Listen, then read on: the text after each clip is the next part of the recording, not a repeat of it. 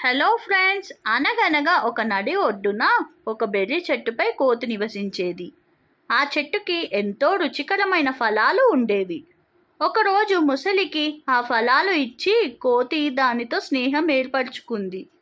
ప్రతిరోజు కోతి ముసలికి ఫలాలు ఇచ్చేది. వారు మంచి మిత్రులయ్యారు. ఒకసారి ముసలి ఇంటికి వెళ్ళి తన భార్యకి ఆ ఫలాలు తినిపించింది. అవి చాలా రుచిగా ఉన్నాయని, ఆ కోతి ఎంత మంచి హృదయంతో వాటిని ఇస్తుందో చెప్పింది. అప్పుడు ముసలి భార్య కోపంగా, అసూయగా, అది అంత మంచి ఫలాలు తినే కోతి అయితే దాని గుండె ఎంత రుచిగా ఉండేదో అని అంటుంది.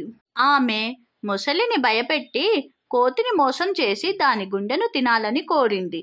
ముసలి కోతిని నమ్మకంగా మోసం చేసి ఒకరోజు దానిని తన వెనుక మీద కూర్చోబెట్టుకొని నది మధ్యకు తీసుకువెళ్ళింది. అక్కడికి వచ్చాక నిజం చెప్పింది.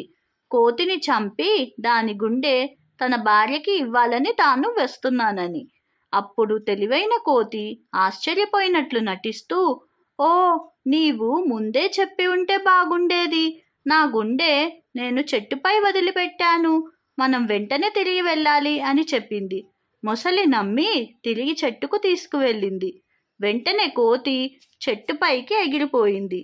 పైనుంచి ముసలిని చూసి, నమ్మకానికి ద్రోహం చేసే వాళ్ళపై నమ్మకం పెట్టకూడదు అని హేళనగా చెప్పింది. మోరల్ ఆఫ్ ద స్టోరీ: మిత్రులను ద్రోహించే వాళ్ళని నమ్మకూడదు. మరిన్ని వీడియోస్ కోసం subscribe to my channel. Thanks for watching.